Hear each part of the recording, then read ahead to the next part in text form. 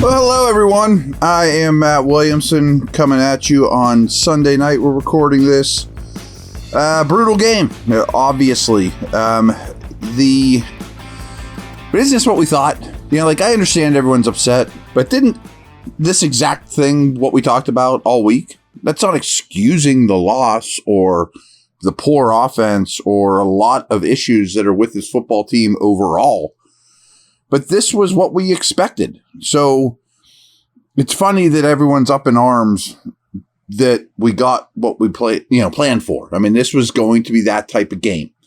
Now, I think it's particularly telling in this one, the halftime stats versus the final stats. So I'm going to start there with some comments, and then I have a ton of bullet points after that I want to dig into. So this was big to me. In the first half, Thompson Robinson was 13 of 19 for 98 yards. Nothing great. But the ball came out of his hands in less than 2.2 seconds in the first half. That was impressive by the Browns. That was working by the Browns.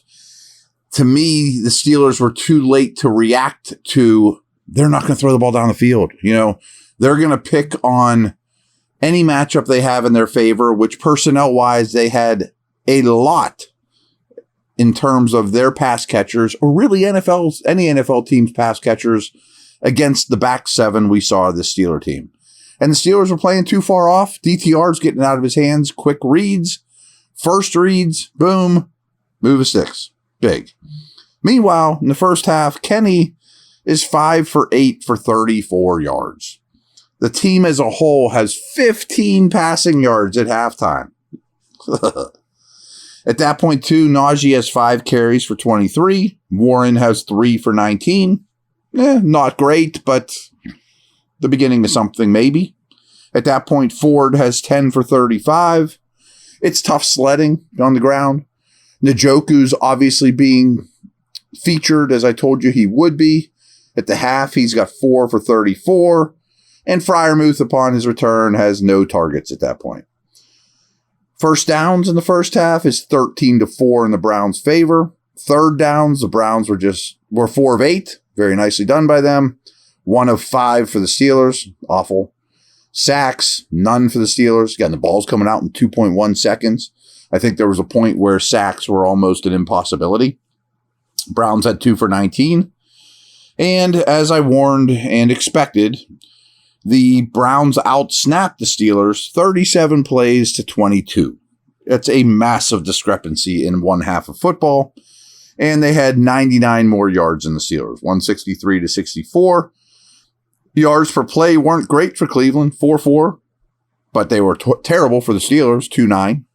Time of possession, as you would imagine, 17:29 to 12:31.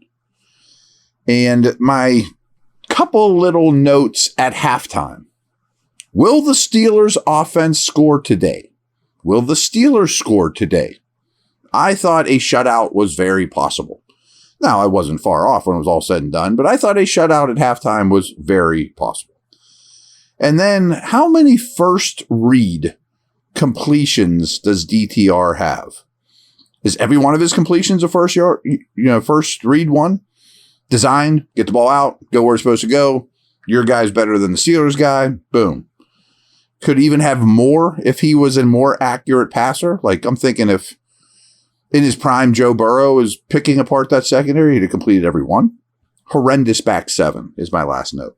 So, you remember those stats, final stats. Points, 13-10, favored Cleveland.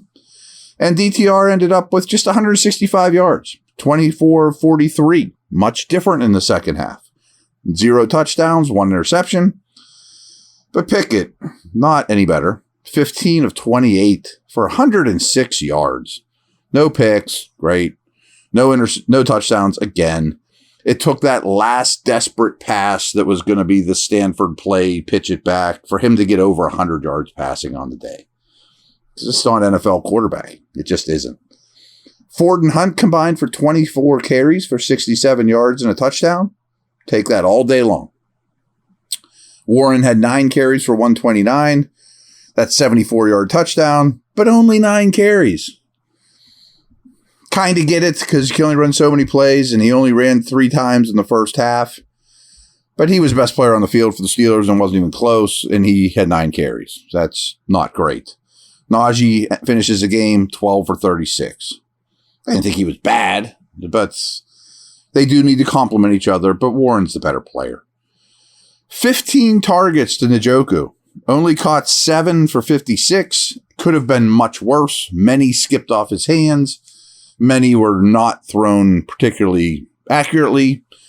That was a matchup that they clearly were going to feature. 15 targets for Njoku. That's rare for a tight end, but he's abusing linebackers and safeties that are backup caliber players. Pickens and Johnson combined for 13 targets, which doesn't sound bad in a nutshell. 5 catches, 42 yards. That's a great defense they played. I think it's the best defense. Those two are too good of football players to combine for 42 yards on 13 targets. Fact, end of story. That's it. 1 sack by the Steelers. Second week in a row, the pass rush has been, no one's going to question it, but it wasn't great. Backup offensive tackles that people's never heard of. Now, the ball came out super quick. I get that. And after a while, it's just, let's try to bat this thing down. Don't let them run. 1 sack. That's your bread and butter. That's where your money's at. That's where your stars are. First downs, 12 for the Steelers, 20 for Cleveland. Third down conversions, 3 of 14. You got 14 times you got the third down. Yuck. You can only convert 3 of them. Really yuck. Cleveland, you at least forced them to snap the ball on third down 17 times, and they only converted 4 of them. You'll take that. That's a lot of third down snaps. That's what you want in this league. And they both were 1-on-1 on fourth downs. Total plays, 73 to 57. Once again, this is a Steeler problem. This is the way the Browns operate. You can't run that many more plays and expect to win. Total yards, though, were only 10 different, 249 to 259. Yards per play was 4-4 for the Steelers. It's not great, but you'll take it. But if you subtract the Warren run, it goes down to 3-1. I'm not big on let's take the best thing out, but that was one big play. The rest of the day was at 3-1. Cleveland was at 3-5. Only 77 net passing yards for the Steelers, though. 77. I mean, that's when you factor in sacks, things like that. But they produced 77 yards when they dropped back in this game. 77 yards per pass. 2.5 for the Steelers. Every pass attempt got them 2.5 yards, which is horrendous. Browns weren't all that much better. 3-7. Terrible. Rushing yards, 172. I mean, even if you subtract the Warren run, that's a nice day. Browns at 96. You hold the Browns to under 100. You'll take that.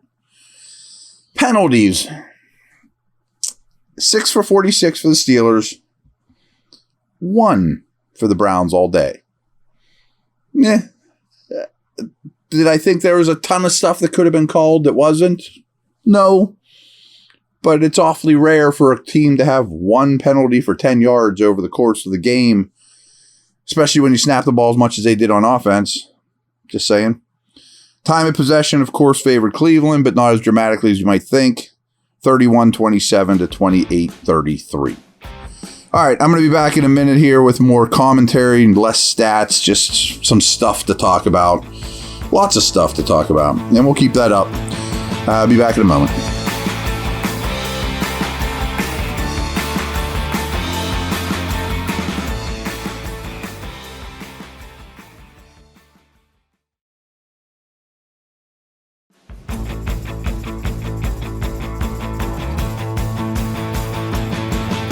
Now, I do a pregame hit every week with the Steeler broadcast, on TV and all that. And I go on about an hour before the game. Check it out. It's always good stuff, sitting there talking to Jerry Dulac and Mike Pursuta. Good dudes. But right before I go on is Missy Matthews. And she reports from the field, like what she's seeing, what she's hearing. And she kind of went out of her way to be like, boy, we're about an hour before the game, and there aren't many Steeler fans here. And this place is lubed up more than the usual Browns crowd. Just going to let you know that this was a very difficult environment to play. It was. I mean, they were fired up, and it was all brown and orange. Colors I wore one day. Brutal environment. Just keep that aware. And this is a great Browns defense. I think it's the best defense in the league. The Niners are right there with them. But this is a really hard defense to play against. It has a lot of matchups in their favor. But Kenny was horrific. I thought he was really terrible. And I think you at least have to have the conversation of, does Kenny start against the Bengals? You know, you can't leave that many throws on the field. You can't be that rattled. Was that his worst game in the NFL? Maybe. Not when you adjust for defense, probably, because, again, that's one of the best defenses he's ever faced, if not number one. But he, of course, wasn't alone in the problems. I thought the protection was really bad. Really bad. I mean, starting with the first play that I thought should have been a safety, but either way, never went deep. Neither team did. Neither team trusted their protection at all. At all. And I think it didn't take too long, but maybe took too long before all the coaches realized that the opponents are not going to throw the ball down the field. But the Steelers also had really bad blitz pickup. And I didn't think Kenny handled that particularly well, but it was more the protection schemes were very poor at picking up blitzes in this game. No middle of the field passing. I mean, his pass charts now from the last 3 games, 3 or 4, 3, are 0 throws between the numbers, basically. He had 1 attempt in this game between the numbers. 1 attempt. Completed it for 11 yards. You have to threaten more blades of grass. I mean, this is driving me crazy like last year. Like, all we talked about in the offseason is more in-breaking routes, attack the middle of the field, looked like they were conscientiously doing it. A lot of times he just doesn't pull the trigger on those throws, but everything's outside the numbers or in the flats. Everything. I mean, like every throw. They had 53 passing yards in the first 3 quarters. And it wasn't like fourth quarter Kenny came to the rescue. I mean, he had 3 incompletions that ate up like 14 seconds at the clock at a key time. This team has 0 traditional drop back passing game. And this game still forces you to do that at times. I'm not saying old school Bledsoe 7-step drop or even from under center, but traditional routes, drop back passing game, throwing the football from the pocket. It was horrible today. What else was horrible, and really has been for a while, is their screen game. Really bad in the screen game. And I think people read it because so many throws are to that area of the field. But they don't execute screens well at all. I don't think they sell them well at all. Jaylen Warren was tremendous. I talked about this before. He's been tremendous for a while. In a way, he's been tremendous since he's come into the league. I mean, every opportunity he's basically gotten, he thrives. He had more yards than the rest of the offense combined. I'm not trying to overstate this. I think he's actually one of the better running backs in the league right now. In the league. I mean, his efficiency numbers as a receiver are bonkers. He's been tremendous as a ball carrier. I mean, it's just everything about him right now is tremendous. I mean, he's really, really been good. Again, I think we talked about this. The first reads early for DTR. He only attempted 3 passes, 10 or more yards downfield. Browns in total. The Steelers really began to sit on his short routes in the second half. But I thought it took too long. I mean, shouldn't that have been the plan coming out? You know, make him throw the ball down the field, make them protect. I'm not sure if Cam Hayward's 100% yet, but he is a force versus a run. I also thought Roberts was also quite good, mostly in a downhill fashion, but playing high snaps. I didn't see him get picked on a ton. And that was promising because he's going to have to be close to a 100% snap guy now. Again, very difficult environment, loud, but communication was not good. 12 men on the field, numerous occasions, some wasted timeouts.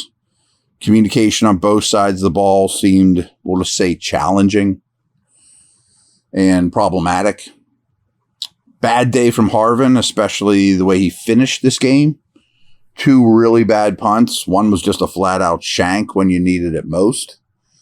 The inconsistency with this guy is starting to be hard to tolerate. Now, early in the game, not only were they just throwing short, but the Browns also threw the kitchen sink at the Steelers. I mean, in terms of rotating right tackles, a wide variety of personnel groupings, a wide variety of formations, wildcat, everything. I mean, sort of desperate, basically. Let's just try everything odd that we can do that they surely didn't practice for now, nor could they really in this situation. And they just Steelers off balance early. I mean, Steelers defense, like, what are these guys doing? I mean, that was my feeling. Not that they were converting big plays, but they were getting a lead, no matter what it took. Any strange play you can throw at them. Now, here's some numbers that are frightening, that are just numbers. This isn't opinion. Over the last 4 games, Pickett is averaging 116.3 passing yards per game and has just 1 touchdown and is averaging 4.8 yards per attempt. He has 6 passing touchdowns this year. That's what he's done. I mean, that's not NFL quarterbacking. George Pickens has been targeted 20 times over the last 4 games. He has 10 catches for 106 yards, averaging 26.5 yards receiving per game over the last month. 26.5. Deontay Johnson over the last 2 games have been targeted 12 times, but has 3 catches for 33 yards against the Browns and Packers. Now, I will say that this was the epitome of it, but the Steelers have faced basically the hardest slate of defenses in the entire league. None harder today, none in a harder environment. That has to be addressed. I mean, that has to be taken account for. It's not an excuse, but not everyone has the same path in this league. You don't play 162 games and it all balances out. They have played nasty defenses, especially today. Take it for what you want. I mean, call me a Steeler apologist, a Pickett lover, whatever, but that's a fact. So, a couple little notes from around the league that you probably know by now, though. The Browns are now sitting pretty with this win, and I would have said that about either team, at least mathematically. Getting this win in division, in conference, is massive just from a standings position to get in the playoffs, win the division standpoint, humongous. The Chargers now look cooked. They're 4-6. I never thought the Raiders were a competitor, but they're 5-6. I'm going to call them cooked as well. They stink. Texans are in great shape, just kind of sitting back at 6-4 with a really easy schedule ahead of them. And the Bills, in very impressive fashion, are now 6-5 and have outscored their opponents by a bazillion. So they have an awful schedule, but maybe the Bills aren't done. Maybe they've dug themselves quite a hole. But they're a better team than the Steelers. I mean, they're a better team than the Browns. I think they're a better team than Houston. So we'll talk more about all that stuff. It's Thanksgiving week. Not sure exactly what my schedule is. I'm sure I won't have a Thursday podcast, but probably 4 of them for you. And we'll recap this game more tomorrow when I dig in. Thanks. Take care.